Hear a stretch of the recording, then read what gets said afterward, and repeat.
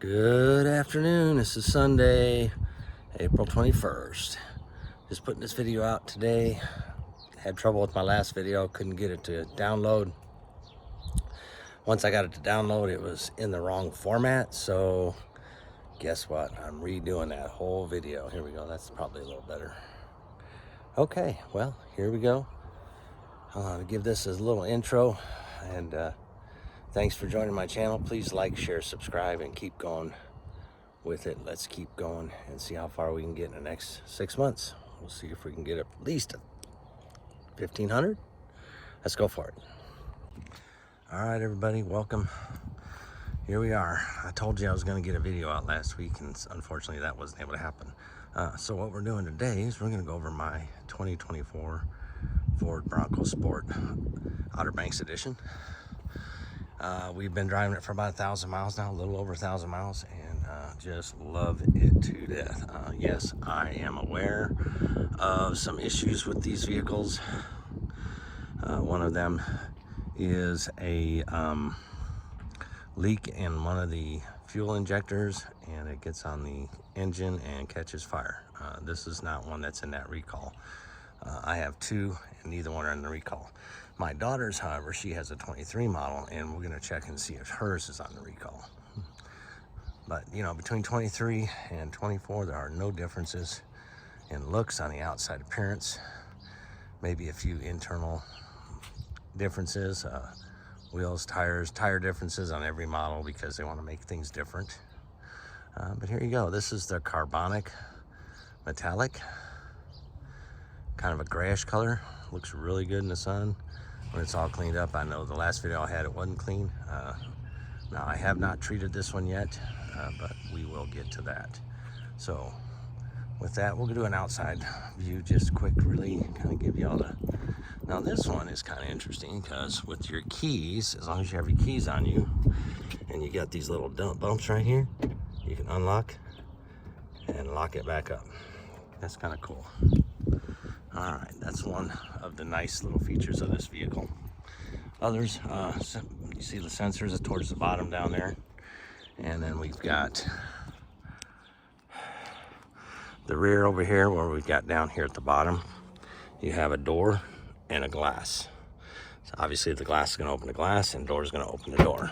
So do a quick inside of the door. You see it's got good room inside. Roomy, roomy, roomy. I like it. That's all my cleaning supplies that I use to shine and polish all my vehicles. I've been using products for years. I'm trying new products here and there, but nothing to really kind of tell you about just yet, but we will, okay? And with that said, we'll close this bad boy up. Yeah. So again, a lot of things about the vehicle. I'll tell you the good and the bad. Mostly good. Obviously, the bad would be fuel leak that would come out and catch the engine on fire. But yeah, like I said, ours doesn't have that issue. So, oops. That's what happens when you lock it. You gotta really unlock it so you can come back here and open it up, or you can use the key. All right. Just kind of see the interior. It's a nice little brownish color. They call it. I can't remember what they call it now, but it's a pretty nice little color. Okay. And the interior back, pretty roomy actually. I've got the seat all the way back. Both seats are all the way back. You can see there's not a ton of room if the seats are all the way back, but they're up tall enough that if you get in here and you have short legs, you can get in here comfortably. Obviously, long-legged people would not be wanting to sit in the back seat. Okay. Move up towards the front, where it's got some other features that we really like. For example, the seat adjustment. You can set it for any one of those three levels. You set all those and you hold it, and it will set it to be what you want. And you've got your mirror controls, left and right. You got your window controls, and a nice little pocket to keep my mints in there. I'm a mint person. I gotta eat, drink, have my mints around. Okay, inside, driver's side. Kind of look at that a little bit. It's a nice interior. I like it. We decided on these after my accident, and when I had this one, the wife was driving it for the first 2 weeks and she just loved it. Now we got two. That's why we bought a second one. So that's part of it. And then one thing, nice little feature they added to it is the little Bronco in the seat, embroidered. I wouldn't call it embroidered, it's embossed, I guess you would call that. Okay. And you got your goat modes down here. So you can go to the 5 different modes, and you got your, obviously your gear shifter. Some people love it, some people hate it. I'm kind of in between. My previous car had that too, but it had a stop. When you went to park, it stopped. When you went to drive, it stopped. This one just keeps rotating, so you got to kind of know where your gears are and keep track of that. Otherwise, I like it. It has heated seats, heated steering wheel. What else? And regular AC controls, infotainment system. That's where I always put my phones when I'm driving down the road, so it's always there, especially when you're doing GPS.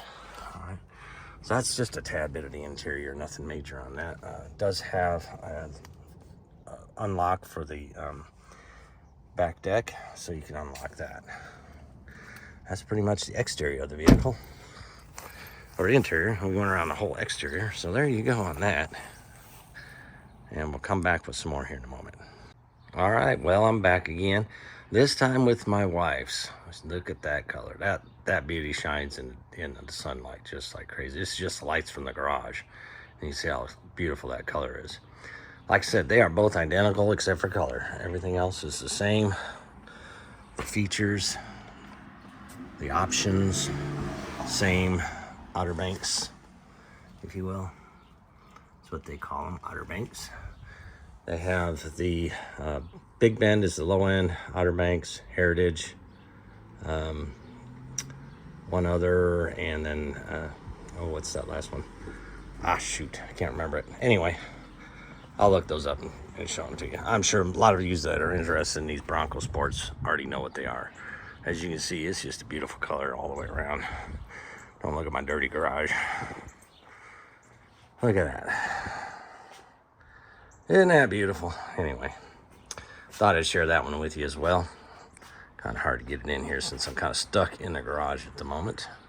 But they're a beautiful vehicle. And I showed you just a minute ago. Here is mine one more time. I'm going to go ahead and open the hood and give you a quick look at the mess they call the engine bay. I call it a mess because it's not a very clean area. So when you got to go here, you got to do this 2 times. The second time does the secondary latch. So that means all you have to do is hook it up. So there's your first look at the engine bay. Let the old prop right up here. All right. And one of the options I'm looking at getting is pneumatic shocks for the hood, so hood struts, so to hold the hood up, so I don't have to deal with this thing. These are a pain to get in the way when you're trying to work on things. And yes, this is a 3-cylinder. You would be hard to tell by its first look until you went over here and you counted 1, 2, 3. 1, 2, 3 injectors. Now, one of these injectors in the 21 to 23 models was known for cracking and breaking, and then that's where the fuel was coming from.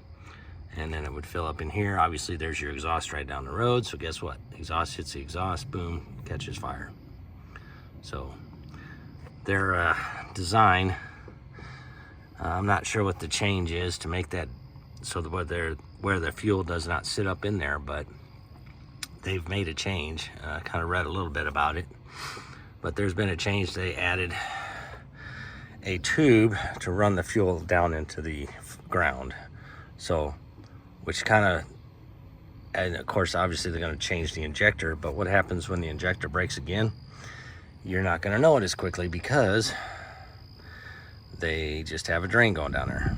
However, they are going to update the ECU computer to let you know that there's a pressure variance in the injectors, I believe. And then that'll put a note to the dash saying, okay, you have an issue with your fuel injectors and you need to get service. That's what they kind of said. I'm like, okay, doesn't sound very safe, but we'll see how that works out with Ford. Engineers come up with all kinds of quick fixes, cheap fixes that can just really, I mean, there's a lot of stuff on that top of that engine. I mean, wiring's not so much, but all your ports and valves coming through here, coming into the intake, plastic intake. So then your inlet for your air comes up and around. This is actually, your inlet comes in right up front here, down at the bottom. Comes right in, goes up inside this tube, comes up around into the filter, into the intake of the engine. So there's the engine of the Ford Bronco Sport. This is the 1.5 liter. This is the makes of it right there. You got the 1.5 group down there at the bottom. Okay. Tells you what it is. So that's not much in here. One of the things I'm noticing is there's some other equipment down there in the back. If you can see that right there. I haven't taken the time to figure out what that is yet. Looks like it's hooked to the brakes, so it must be a braking system part. Just not sure what they call it, so we'll have to look into that and see what it is. Kind of a big motor, if you ask me, for whatever it's doing. So, okay, well, hope that answers your questions on any of the. Oh, and here's kind of a thing that the engineers need to rethink, I think. This is just a piece of plastic molded up for a bracket on this neck. This neck separates. As you can see, the black, that's a rubber seal. So that does separate. And because that separates, you could possibly over time have an issue with that at any point in time. And if you just get a ding in the fender, for example, where it's going to hit. Yeah, like I was saying, where it's going to hit, it's going to go right, the fender's going to hit right into that water bottle, and you're going to have to replace that. Just for a minor fender bender. It's just hope that never happens, but if it does, you can look at that being an issue. Where our other water bottles, we had a Ford Escape, and the other water bottle was up front here, so anytime you got a front end collision, it would take the water bottle out every time. I've seen a lot of cars in salvage yards to know that there's issues with all kinds of cars and how they're designed. But look, I do have a lot of room to get in here and do things. Change belts, for example. If I need to change that belt, I can get right in there. There's nothing stopping me. Boom. That's one beefy engine mount, too, if you want to look at that. That's pretty, I know it's cast, but it's a pretty stout engine mount. I've seen a lot of smaller ones. And the rear, you can't really see down there so much because it's blocked by here, but it's attached pretty well on this side, too. It's just down low, because the transmission is part of the mount on these things. Good and bad for that. Getting in an accident, you're going to replace transmission, things like that. So there's a lot of things that you learn about these vehicles as you own them or go to buy them. I've done a lot of research before buying this thing, and I knew about the leaks for the fuel injectors, and that is the only major issue with this vehicle. That's an actual recall.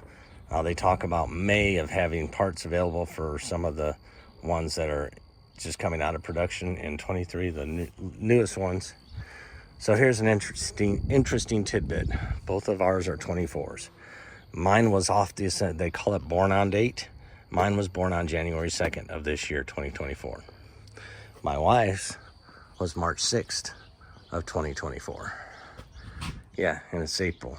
We got these pretty new. This one here was in Kansas City for over 3 weeks.